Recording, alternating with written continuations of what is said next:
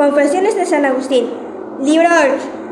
Vencido finalmente todos los errores y superada una grave crisis de concupiscencia, se vuelve totalmente a Dios movido por los consejos de Simpliciano y el ejemplo de Vitoriano y otros.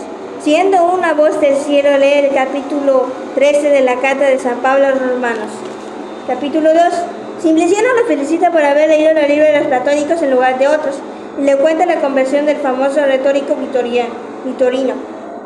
Porque, pues a Simpliciano, que fue padre en tu fe y en tu gracia de obispo Anselmo, a quien amaba con amor de padre, le conté de todas mis iras, venidas en el error, y cuando le mencioné que había leído algunos libros platónicos traducidos al latín por Vitorino, famoso retórico de Roma, de quien había sabido que murió como cristiano, Simpliciano se congratuló conmigo de que no hubieran yo caído en los libros de otros filósofos, que están llenos de falacias y engaños, según los elementos de este mundo. Colosenses 2, versículo 8. Mientras que los libros platónicos se insinúan de muchas maneras a Dios y a su verbo. Y enseguida, para exhortarme a la humildad de Cristo, que se esconde a los sabios y es revelar a los pequeños, Mateo 11, versículo 25, me habló de Vitorino, a quien en otro tiempo había tratado en Roma con mucha familiaridad, y de él me contó algunas cosas que no puedo callar, pues da mucho motivo de alabar y confesar su renuencia.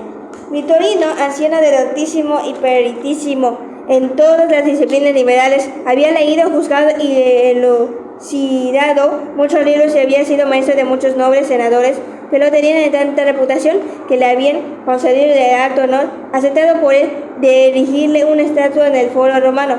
Hasta ese momento había sido Vitorino adorador de los ídolos y tomado parte de los sacrilegios, actos de culto que practicaba entonces con fervor casi toda la nobleza romana. También el pueblo, a la saga de la nobleza, veneraba toda su suerte de dioses, entre los que se contaban a Nubis, un dios que ladraba.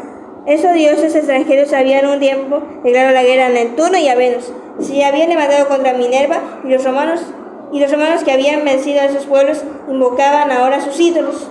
Durante muchos años había el anciano retor combatido con tonante voz a esos dioses extraños en favor de los dioses de la patria. Pero cuando les llegó la hora no vaciló, ni se avergonzó de clase discípulo de Jesucristo, infante de tu fuente bautismal, doblando el cuello bajo el yugo desde la humildad, inclinando su frente ante el propio de la cruz. Oh Señor, que tendiste los cielos y descendiste y hiciste humear los montes a tocarlos.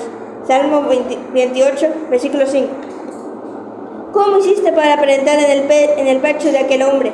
Leía, según el Simpliciano, la Sagrada Escritura, investigaba con sumo interés los textos cristianos, querían llegarles al fondo y al Simpliciano le decía que no en público, sino en la familiaridad de la confianza. Has de saber que ya soy cristiano. A lo cual el otro respondía, no lo he de creer mientras no te vea dentro de la iglesia. Vitorino respondía con gracejo, ¿y eso quiere decir que son las paredes las que hacen a los cristianos? En estos cambios de palabras se repetían con frecuencia con la broma sobre las paredes. Es que entonces temía Vitorino ofender a sus amigos, que eran orgullosos adoradores de los ídolos. Temía que desde la cumbre de la babilónica dignidad se derrumbara sobre él en una montaña de enemistades. Eran sus amigos como cedros de Líbano que el Señor no dejaba todavía, pero tras mucho leer y anhelar comenzó a sentirse más firme y a temer que Cristo lo negara delante de sus ángeles si él no se atrevía a confesarle delante de los hombres. Mateo 10, versículo 32. Pero que se hacía creo de un crimen muy grave si se avergonzaba del misterio de la humildad de tu verbo, cuando no se le había avergonzado del sacrilegio oculto a los orgullosos demonios de quienes había sido orgulloso imitador. Así llegó un momento en que no pudo ya soportar la vergüenza de la vanidad de la idolatría y cobró ánimos frente a la verdad. Y un día, al decir Simpliciano, le dijo de repente, vamos a la iglesia, quiero hacerme cristiano. Y su amigo, rebosante de júbilo, lo acompañó y cuando hubo recibido la instrucción indispensable sobre los misterios cristianos, que fue poco después, Vitorino, ante la admiración de Roma y con la alegría de la iglesia, dio finalmente su nombre y pidió el bautismo. Los sabios de saber esto se llenaban de ira y rechinaban los dientes con despecho. Salmo 111, versículo 9. Pero tú eres la esperanza de que tu servidor y él apartaba sus ojos de las vanidades y de las locas mentiras.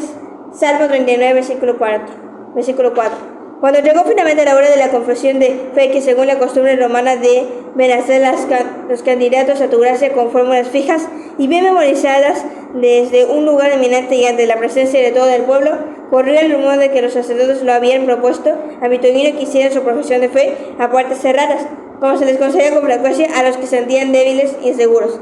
Pero él quiso profesar su fe ante toda la asamblea de los cristianos. ¿Cómo no hacerlo así cuando públicamente había enseñado la retórica que no nos da la salvación? ¿Cuánto menos debía de temer y reconocer a tu verbo en presencia de tu pacífica creía el que no había temido hablar ante turbas de insensatos?